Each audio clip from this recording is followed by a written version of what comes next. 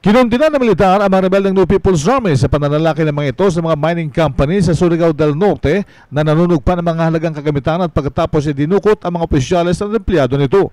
Sinabing kagagawa nito ng mga teroristang extortionista ayon sa hepe ng AFP Public Affairs Office, Colonel Arnold Marcelo Burgos.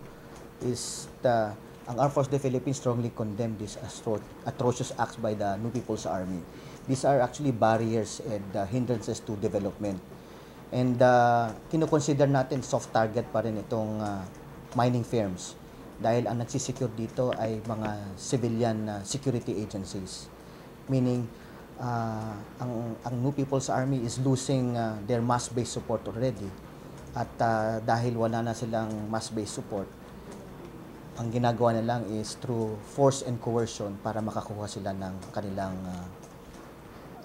support. Si Colonel Arnold Marcelo Burgos.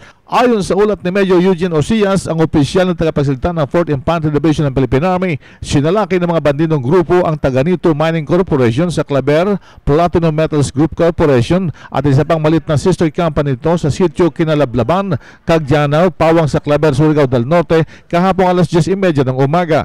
Ayon kay Osias, sinunog ng mga rebeldeng NPA ang malalaking uri ng mga equipment ng mining companies tulad ng 10 dump truck, 8 backhoe, 2 barges at isang rest house at tinangay ang mga matataas na opisyalis ng mining company.